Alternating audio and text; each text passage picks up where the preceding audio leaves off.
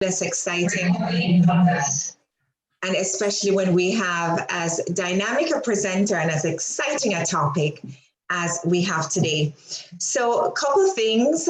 I want to acknowledge a couple of our board members from the IABC Toronto chapter who are here with us. We have Mandy Gibson, our president, and Jovita, who is in charge of our programming at the IABC chapter level, Jovita Disa, and we have some fantastic events and have had some this year. So kudos to you, Jovita. I also want to recognize Sue Horner and Austin Fisher, who are members of the PIC exec team in charge of communications. And a special welcome also to Maureen Hossein, who is our Director of Membership. And so if anybody here is curious to learn more about PIC, and PIC stands for Professional Independent Communicators. If you're curious to know more, if you think you want to be part of this dynamic group, then please just send a direct message to Maureen. She can help you out with information, and then hopefully we'll welcome you into the fold. And on that note, I'll just say a couple words about PIC and what we do. So we're here to help all of us indies, the independents out there in the communication space, to thrive. We want to grow our personal and professional capacity and skills. And so we host professional development events. We host socials, which are a great opportunity for networking and conversation. And we have a fantastic monthly publication called The Buzz, and we're currently working on the next edition. So there's lots to benefit from. Get in touch with Maureen if you're interested to know more. And a final word of thank you to Christopher Trotman and Gabby Moreno, who organized today's event. And on that note, I'm going to hand back over to Christopher to get the ball rolling. Thank you, everyone, for being here. Awesome. Thanks so much, Arlene. And I'm going to hand it over to Martin in a moment, but first I'm just going to give you a taste of who you're going to be hearing from this evening. Martin Waxman is a digital communication strategist. He leads social media workshops and conducts AI research. He's the co-founder of 2 PR agencies, president of a consultancy, and a LinkedIn learning instructor. He has worked in the industry for over 25 years. Martin is also a member of the All In PR panel, one of the hosts of the Inside PR podcast, a past chair of the PRSA Counselors Academy, and a past president of CPRS Toronto. With all of those credentials under his belt, he is more than qualified to speak to us today about trends in PR and how AI is going to impact us as professionals. And with that, over to you, Martin. Thank you for being so kind. And I hope you don't hold my CPRS credentials against me, because, you know, CPRS, IABC, both are great organizations. One thing I do want to also say that wasn't mentioned is I'm also a graduate of the McMaster Syracuse Master of Communications program. And for any of you who are considering furthering your education in communications, it's an amazing program. I know Liz Young is also a graduate of the program. I think Sabrina Levy is in the middle of the program. And it's a great opportunity to go back and be able to ask questions rather than, as independent practitioners, be required to have the answers. So if you have any questions about that, please, I'm happy to answer those afterwards or separately. I'm going to share my screen now.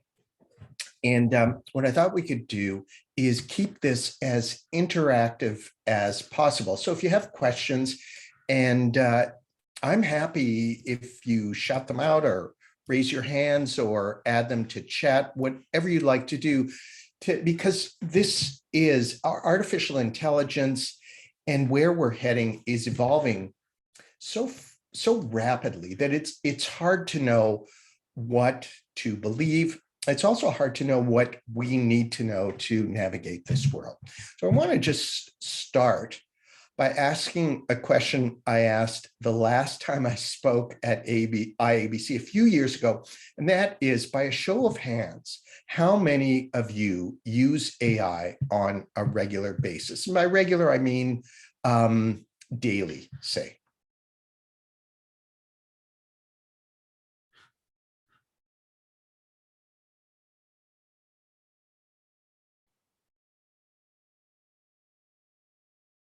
Okay. So a number of hands have gone up, but well, the answer to this really is all of us, because we use AI and we just don't think about it anymore because it's embedded in what we do. When we do a search on Google, we want to find something out, the answer is based on AI algorithms. Anything on social, that's based on AI. Apple, your smartphone, AI algorithms are helping shape your content, digital voice assistants, Netflix recommendations, even cars use AI. And I think a lot of communications professionals and marketers have been expecting to get a memo, the AI memo saying, hey, AI is coming in about 2 weeks. We've got to get ready for this. Well, that memo is not coming because AI is already here. And it's going to be more like death by 1,000 paper cuts in one giant transformation. But we are right in the middle of it.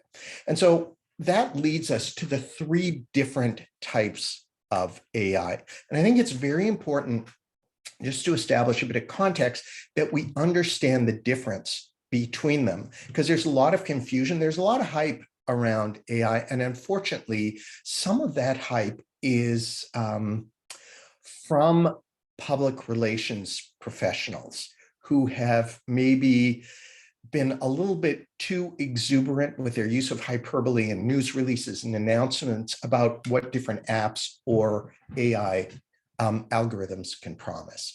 Wendy, did you have a question, or was that a response to the first question? That was a response to the first Okay. question. Thanks. Thanks. No, I just saw the hand there. I thought, oh, you never know. Okay, so artificial narrow intelligence, or narrow AI, is what we have now. And it's smart, it's good, but it's not as smart as we are on most tasks. What it can do is it can do one task potentially better than we can, but just one. So an example of narrow AI is the AlphaGo algorithm developed by DeepMind research company that was able to beat the best Go players. And that's an accomplishment, but it did it really by brute force, by trying out all the possibilities, computing them mathematically really quickly, something that we just aren't able to do. Did it understand what it did? No. Not even close to that. And if you ask that same algorithm to play a game of checkers, it couldn't do that because it was trained on very, very narrow parameters.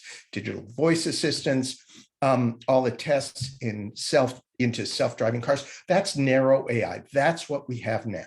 Narrow AI is based on statistical models. So if any of you studied statistics in university or work with statistics, you'll know it's based on the data that comes in, seeing patterns and making predictions. And that's it. Christopher S. Penn, who was mentioned in, I believe, one of the tweets that went out to promote this event, he often says, it's not magic, it's math. It looks like magic, but it really is just math, just predictions based on data. And it can only do one very narrow thing. And sometimes it does it really, really badly. So that's where we are now, where the big research companies and tech companies like Google, OpenAI, DeepMind, which is really part of Google, Facebook, Microsoft, they're moving or trying to move towards a more general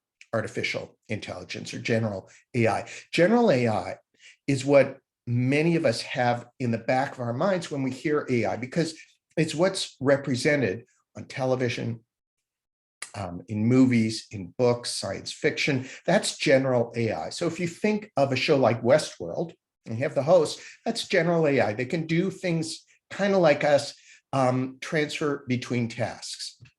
Like us, Scarlett Johansson in the movie Her, which you may remember, that's general AI, because, the AI agent or operating system in that movie could carry on a conversation and make you think that it was real and answer a whole variety of questions.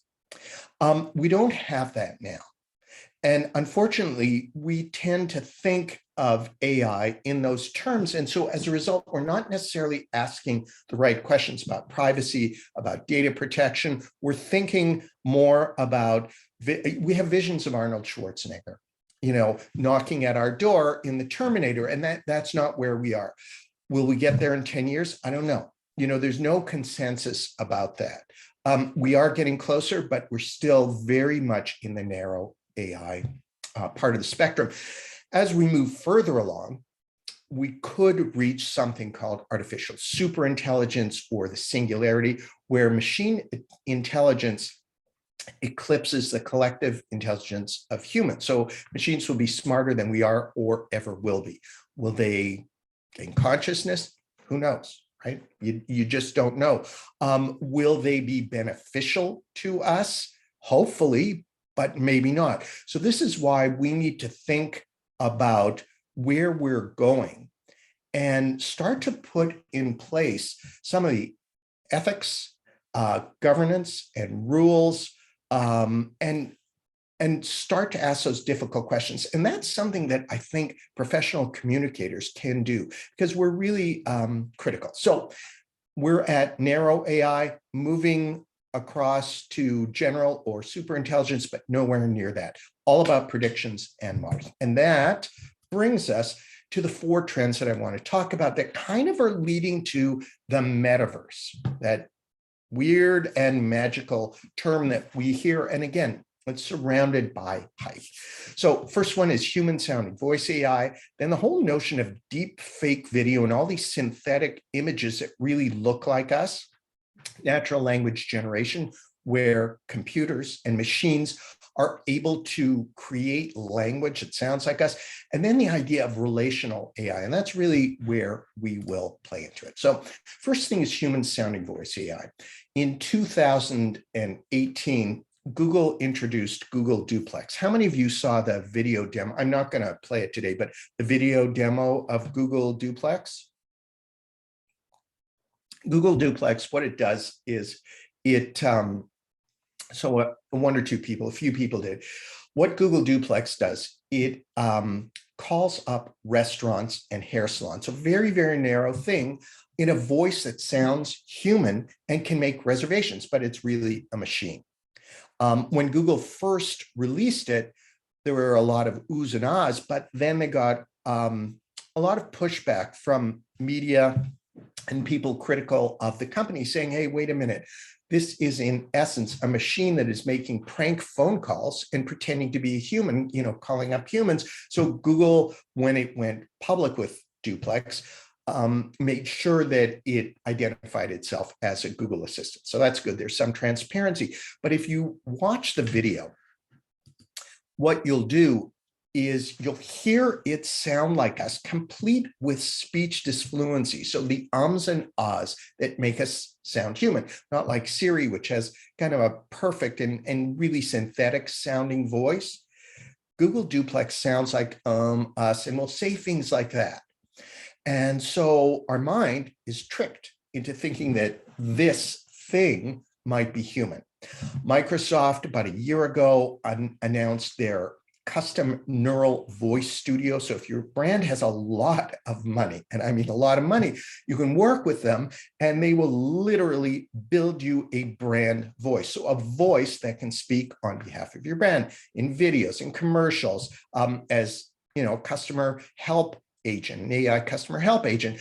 And so that is available. The other thing they can do is if you work with, say, 1 or 2 actors and you have enough recordings of their voice, they can take that recording and turn that into a synthetic voice. So you never have to bring that actor in to re-record things. You can just do it from the AI and it sounds believable. So many questions around that, again, around jobs and culture and person's rights. Like, do I have the rights to the sound of my voice? Or if I give, 20 lines of text in a recording session, does a company then, can they clone my voice for as long as they want?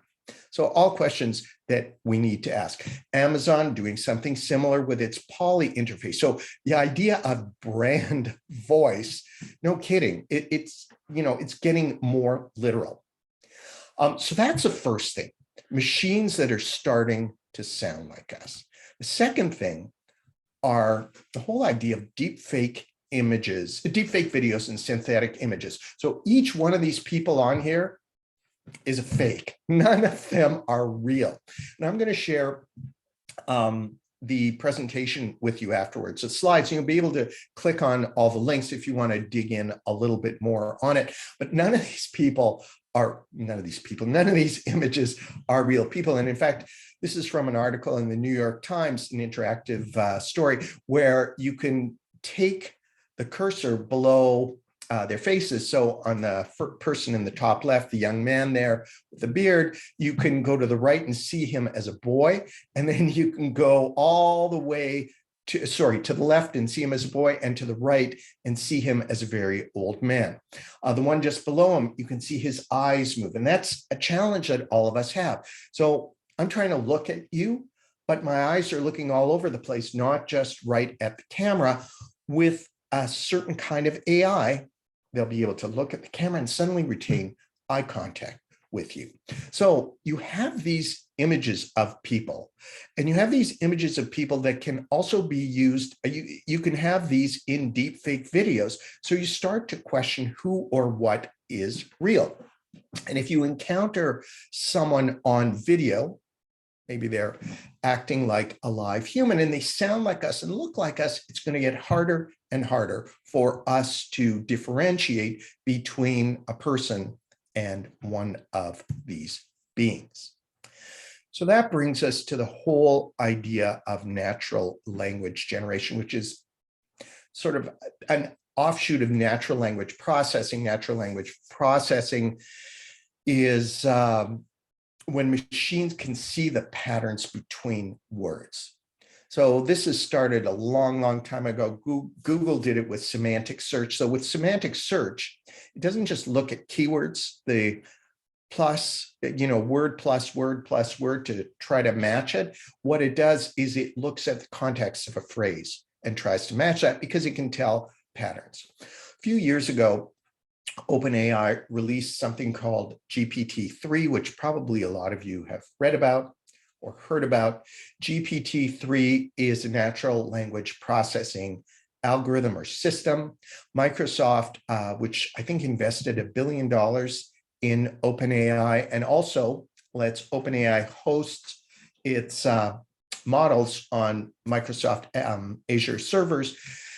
They signed an exclusive contract with OpenAI to commercialize GPT, but it's also being commercialized by smaller companies.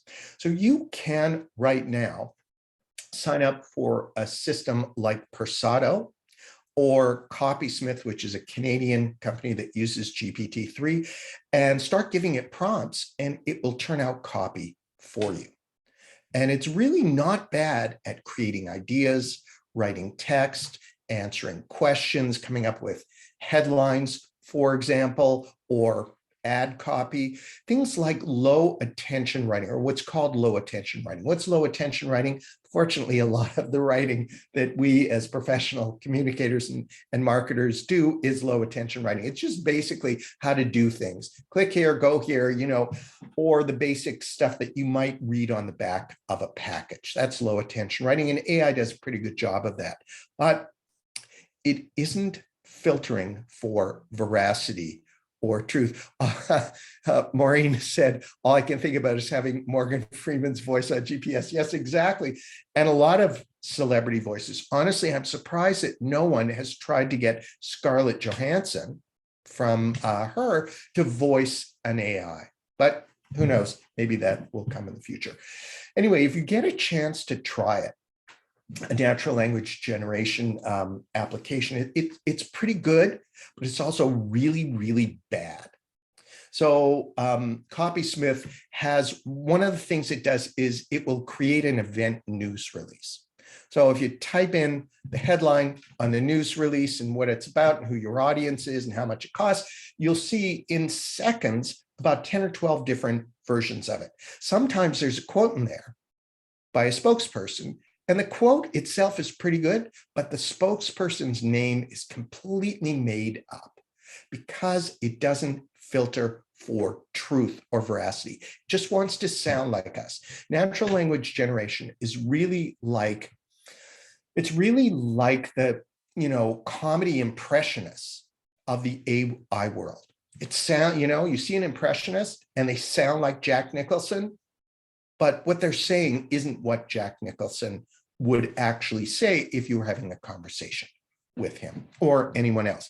So you start to see the picture that's emerging here, that you have artificially intelligent machines that sound like us and are getting much better at that. They don't just sound like tinny robots. So their voices are convincing.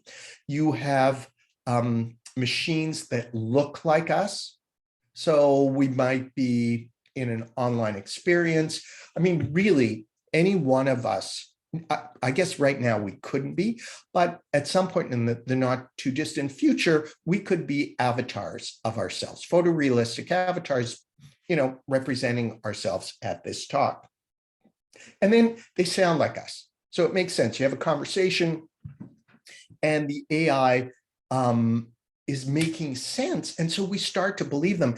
And then you start to think, okay, how will this affect communication and trust? Any questions before we go along? And so that brings us to relational AI. And relational AI is a term that Alex Sevigny, who is one of the professors at McMaster, and a very good friend of mine, and we're working on some AI research, a research project together. We're talking about that because that's the relationships we may be having with machines. Believe it or not, there was an event that's happened at least twice called the Virtual Beings event. The most recent one happened, I think, 3.5 months ago. This picture's from the first one. So in the first Virtual Beings event, you'll see some faces here that you recognize. You see Deepak Chopra, you see Biz Stone, one of the co-founders of Twitter. And there was a panel that they participated in, except they weren't real. And you see video from this link. It's quite frightening on certain levels. So the moderator was human, but the panelists were video AI bots that were responding in real time to questions and comments. Again, it was a bit stilted. It wasn't perfect. This is something that happened about 1.5 years ago. Second Virtual Beings event was all about gaming, because a lot of what you'll hear about the metaverse has its roots in gaming. So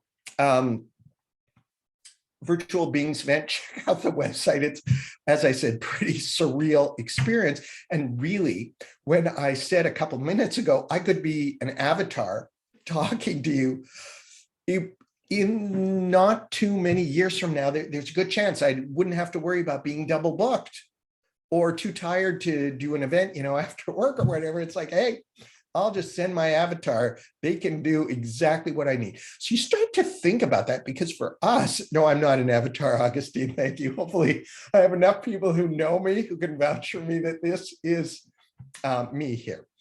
Anyway, if you start to think about how this is all working together, you can start to imagine the role of a communications professional, because this is all about communicating with machines. And in fact, in the same way customer service people were intermediaries for organizations, these machines could become the intermediaries between a company and the customers or the people it's trying to reach. And so what those machines say, how they say it, their personality, that all comes into play. And that's all part of our domain. Google, at their last developer conference announced something called Lambda. It stands for the language. I'm not sure what it stands for. It's a language model, large language model. And what they do is chatbots or large language models that, can process and understand, see patterns between words that kind of make sense and spit out the language that, again, kind of makes sense to us. They were generally measured on two parameters, and those were sensibleness and specificity. So when you talk to a chatbot, did what it say make sense, and was the context right? So that's sensible and specific. Honestly, if every conversation we had was just based on those two parameters, it's pretty dull because it's very, very, very transactional. When it starts to get more human is when you add in, again, the words that some of the tech companies choose. I think they could have been a little bit better about this, but interestingness is what it's called. And interestingness is the quality of an AI sounding more like a human. So if you see demos of Google Lambda, and again, you can see some examples as well.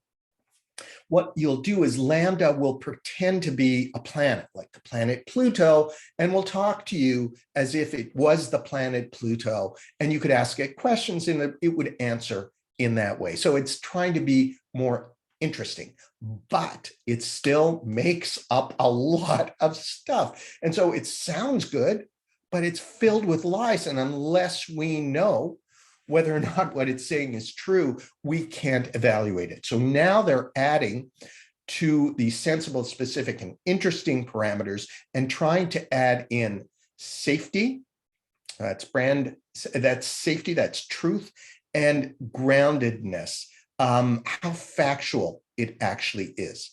And safety also refers to the fact that you don't want harassment, you don't want language that's biased, that's mean, that's racist in tone. So all of those are things that could potentially improve it so that, what we'll get will be more truthful things. They'll be more interesting. They'll sound human. They'll look like us. Their voices will be like us, and we won't be able to tell the difference. And there's so many ethical questions around that we need to ask. And for organizations who are using these bots, how will that affect the workforce? Do you have to fire people? How many, what's going to happen? Those, again, things that we need to consider.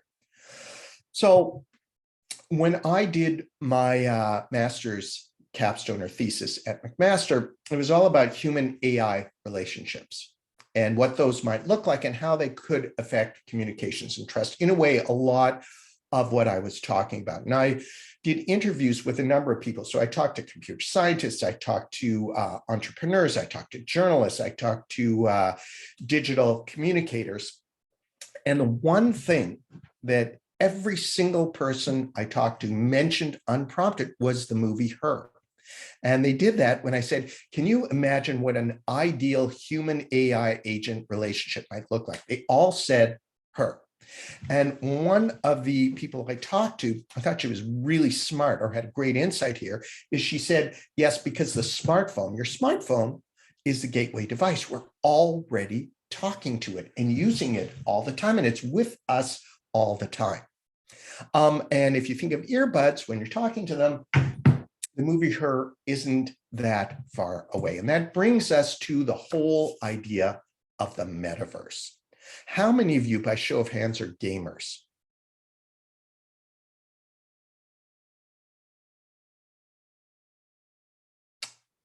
Not too many people. Okay.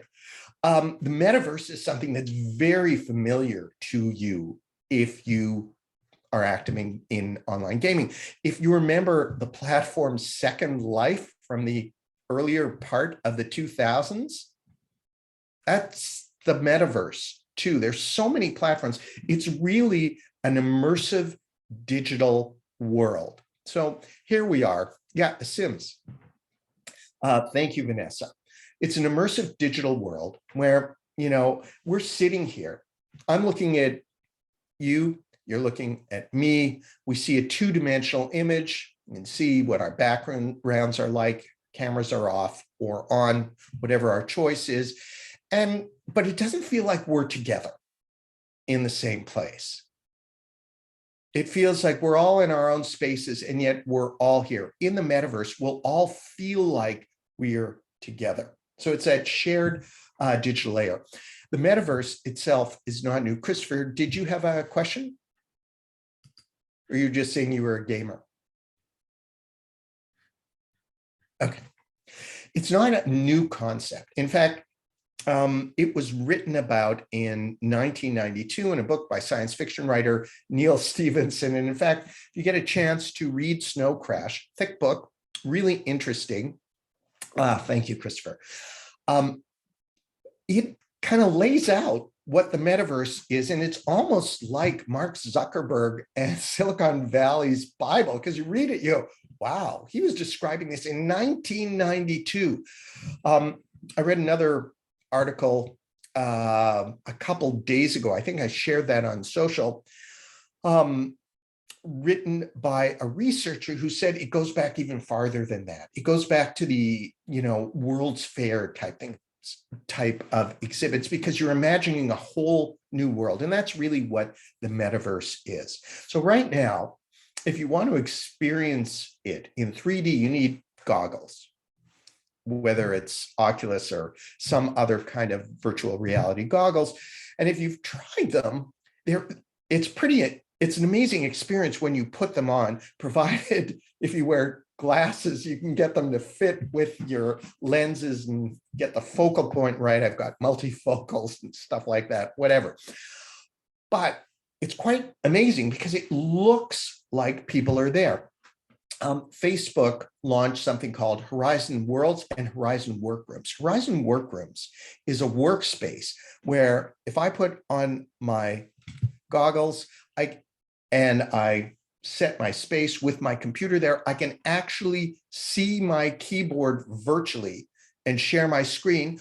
I'm in this meeting space with other people. We're represented by our avatars. Unfortunately, avatars haven't progressed to the point in places like Facebook Horizon where we have feet, but we have, our torsos and heads and arms, and we can move around.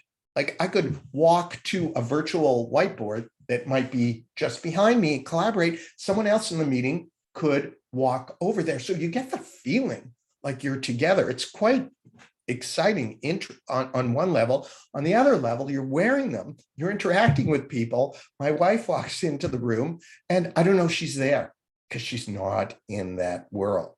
And so that's one of the challenges with virtual reality is it shuts out the real world. As augmented reality, as we get the lenses that add the layer onto the world in front of us, and that's coming soon, that's when we'll, really start to interact. But Facebook's betting big, Meta's betting big on that with Horizon Workrooms.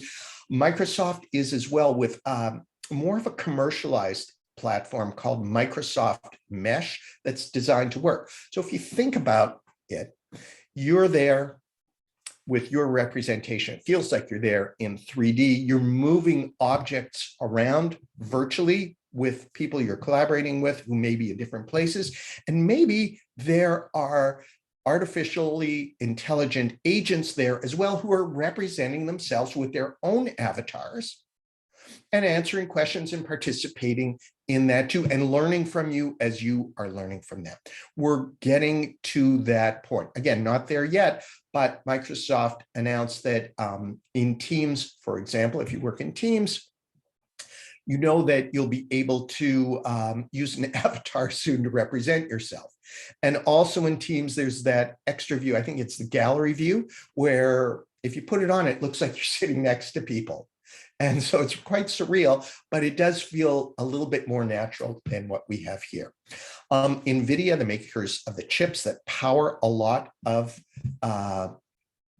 graphics computers, is doing something called the Omniverse. And for the Omniverse, it's more of a commercial type of application. So what they do is they'll build a digital twin of, say, a factory. And they did that for, I believe, BMW in Germany, where you'll be able, if the machinery's there, and it's really dangerous machinery, heavy machinery, but powered by computers, you'll be able to identify when something goes wrong in the digital world, kind of fix it, figure out what needs to be done, and hopefully have less issues.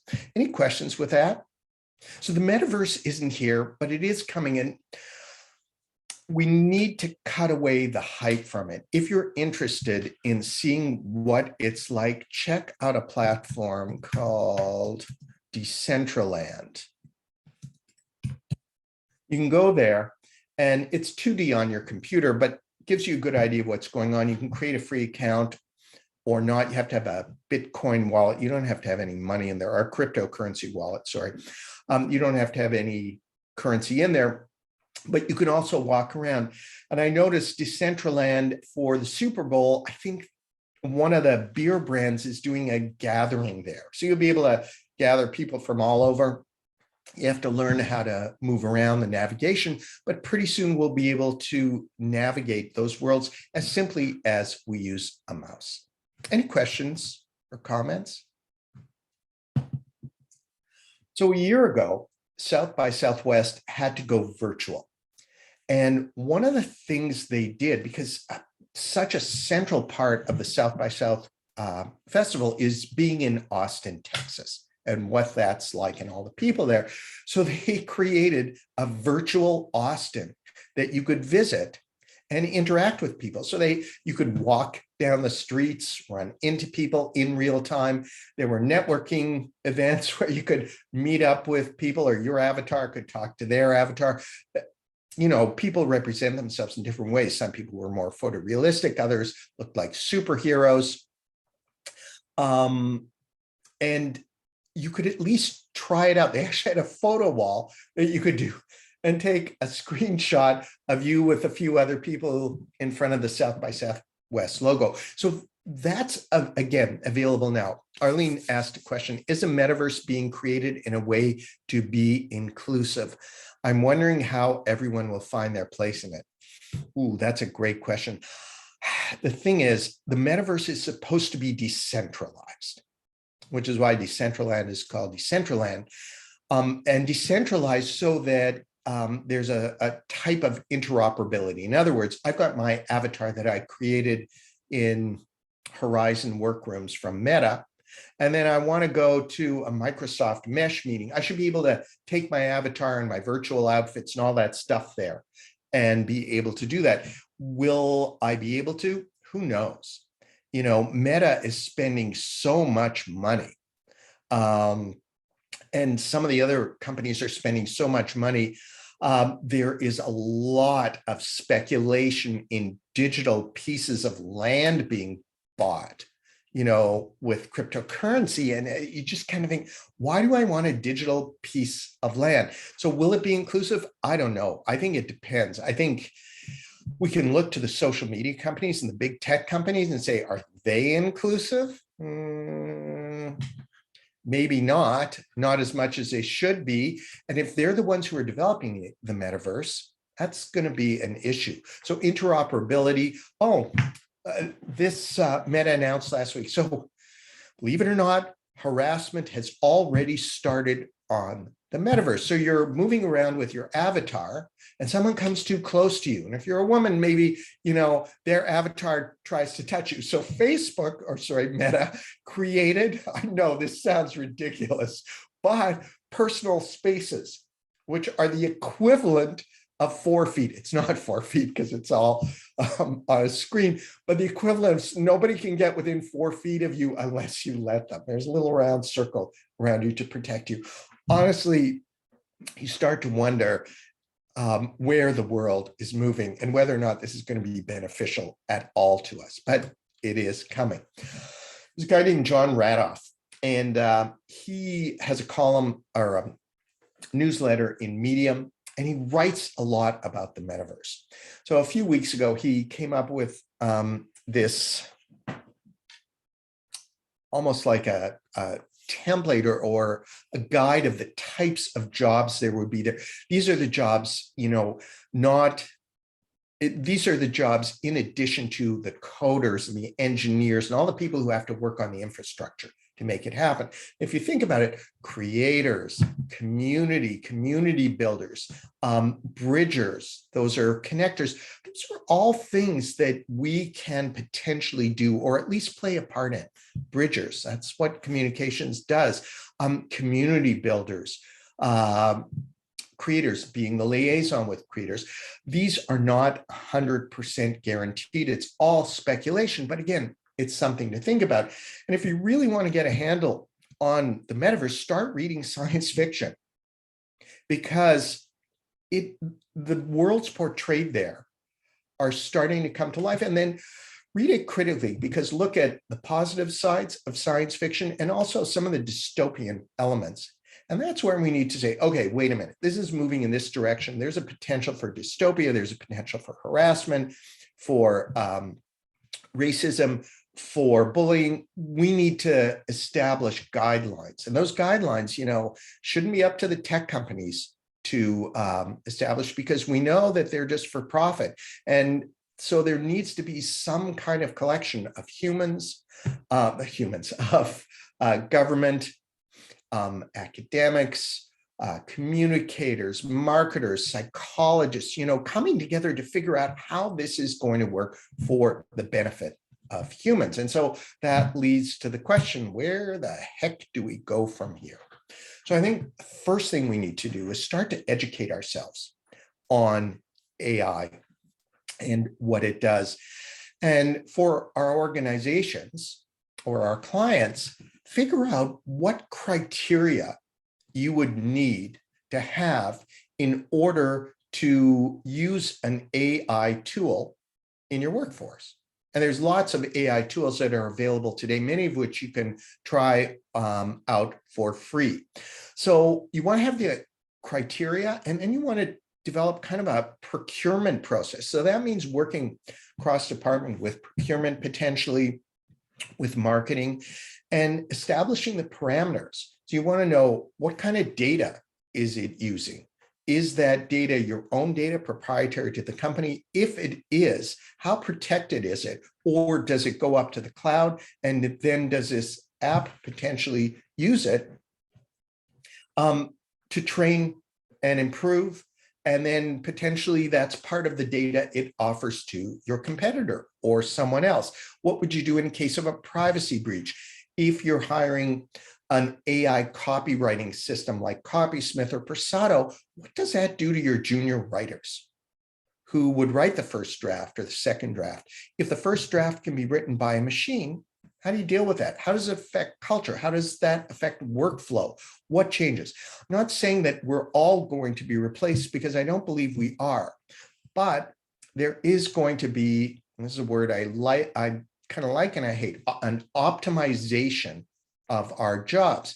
And if you're working for an agency, or you're an agency owner, and you go, oh, I get a subscription to Copysmith, and I can cut 30% of my juniors across the global agency, that saves me a lot of money and salaries and benefits. But then how do you get new people in? What do new people who are studying communications and marketing need to learn? Because if what they're learning now isn't relevant to the company, how can we make them valuable? Because if we just shut it out, the company will atrophy too. So those are all questions we need to ask. And how will this affect the culture of a company when AI is part of our process? And it is in many companies now. It's used for finance, used for analytics, but we haven't been asking those questions. So right now, AI is a big part of social listening. If you're using Hootsuite or AgriPulse, AI is built into it. So again, the data, you need to ask those questions about that. Chatbot interactions, a company like Mobile Monkey, started by a former Canadian. You can get a free version of it to test it out. And it's all drag and drop, no code AI. So you don't need to be a coder to do it. You just need to understand the flow of conversation. You can create a chatbot, see what that's like. Have any of you tried Lumen 5? So Lumen 5 is also a Canadian company. So Mobile Monkey, not a Canadian company, Canadian founder. Lumen 5 is a Canadian company based in Vancouver, and they use AI to create videos. It's incredible. You can set up a free account just by going there, and I'd encourage you to test it out. All you have to do is either give it a link to a blog post. Now, the blog post has to have the right kind of RSS feed, but most do. Or just copy and paste a script in, choose the formats. Do you want it as a YouTube video, something for LinkedIn, something for Facebook? Choose the template you're going to be using, press generate, and within about a minute or two, boom, there is a video for you that incorporates stock images, text captioning, it pulls out text, and some videos. You can swap it out and edit it, so you can add in your own images, or if an image doesn't fit, you can edit the text, change the color of the text. You can add in music. They have music that you could add in, and you can do your own voiceover or get an AI agent to voice it. It cuts the workflow of a video down by just an incredible amount of time, and that's available now. Let's see, there's a couple of questions here. Augustine said, I think the future is about decentralization. Well, hopefully there is some decentralization, and it's not more centralization. Because if you look at the US and you look at China, the two countries that are leading the research in AI, it's both are really centralized.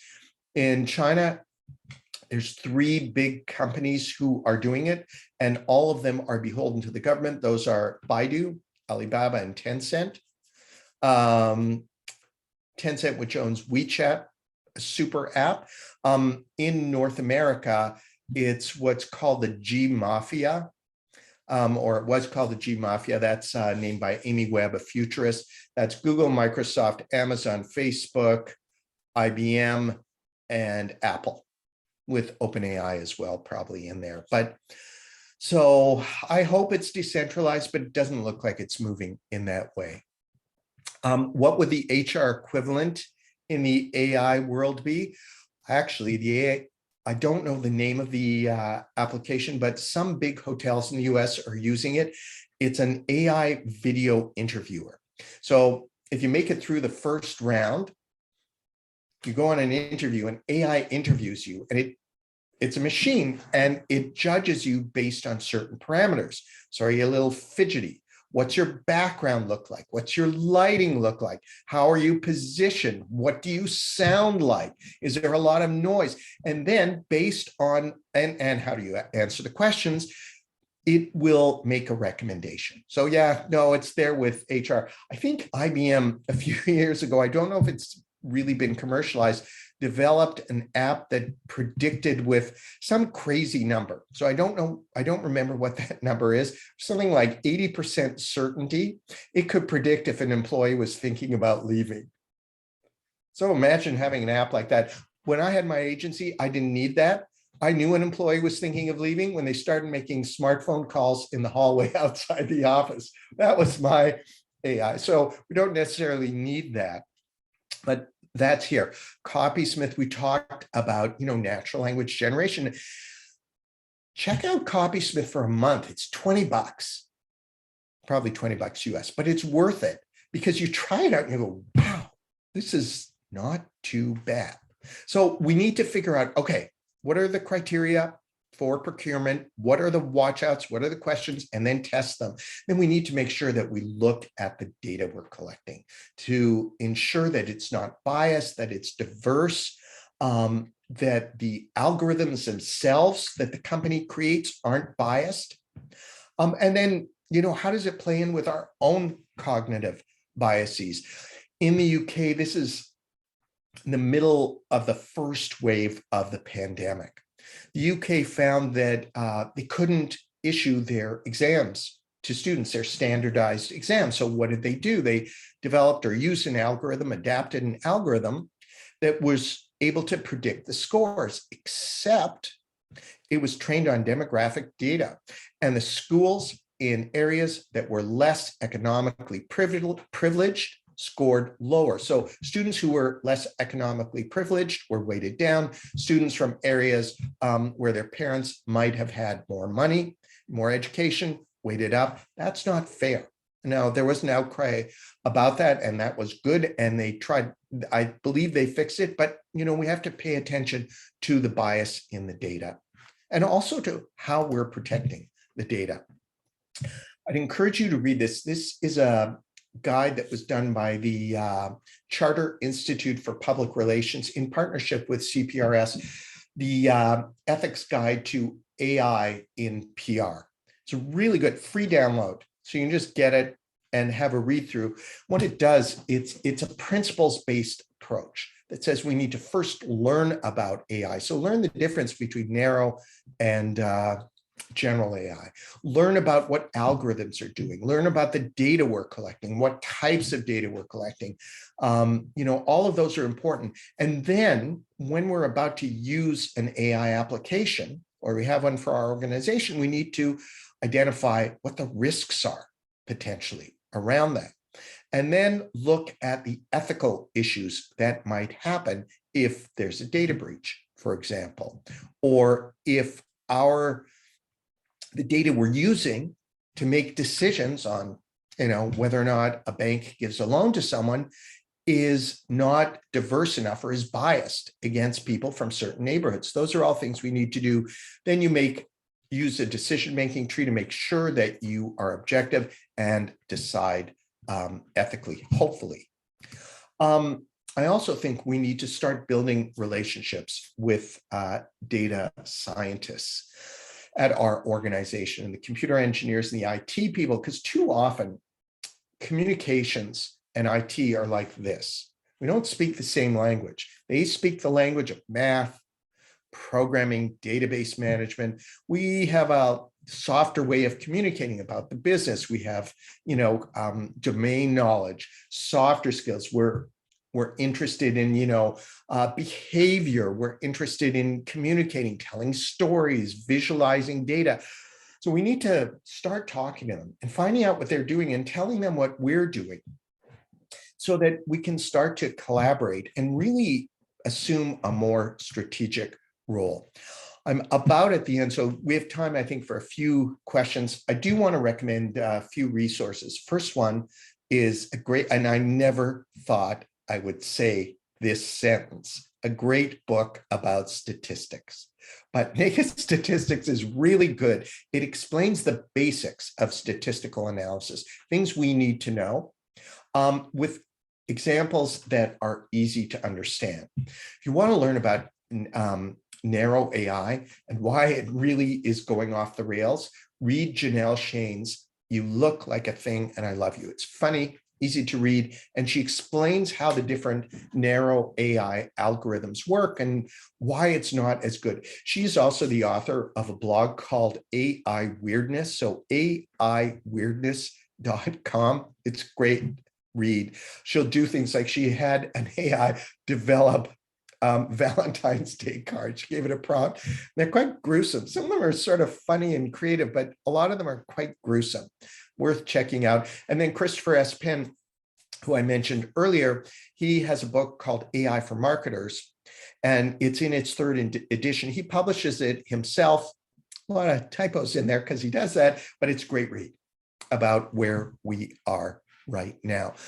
Gabby said, I think considering we've discussed ethics in this space, yeah, that can be, it is. Ethics in AI is a great place for PR people to communicate. Oh, thank you, Sabrina.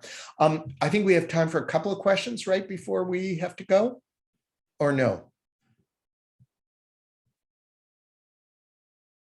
Anybody know who that is with me in the selfie?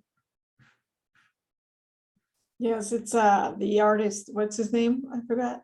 Yes, Picasso. Salvador Dali. Salvador Dali. Oh, Salvador Dali. Dali. Yes.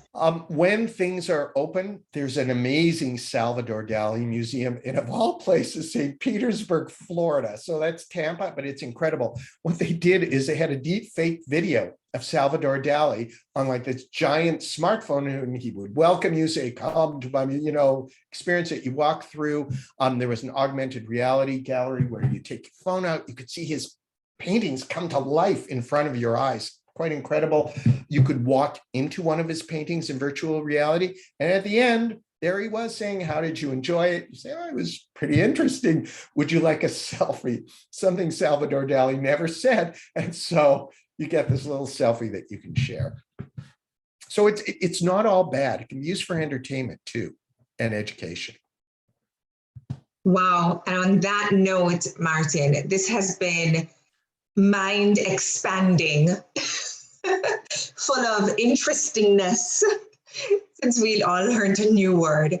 But thank you so much. This was a snippet, but it felt like a deep dive, and there's so much more for us to learn. I can't even start to bend my mind around what it's going to be like to have an avatar and choosing who I sit beside. And I don't know, even picking virtual furniture, it just gets so deep and so wide, but there's huge opportunity for us as communicators and as marketers. And I think it's key, what I take from what you said, not to be afraid of it, but to really embrace it and figure out how we can participate and take advantage of it. So on that note, I want to say a huge thank you, Martin. Thank you to all our participants, and special thank you to Christopher Trotman and Gabby Moreno for organizing this session. And we'll be back next month with a fantastic networking social event. And then in April, we have another professional development event in store for you. So please reach out to Maureen. Maureen, give a little wave so everybody knows who you are if you're interested in joining PIC. And of course, don't hesitate to contact me to let me know if there are other things you're interested in. So that's it for today. And thank you, everyone. Bye. Thanks, everyone. Thank you so Thank much, you. everyone. Bye-bye.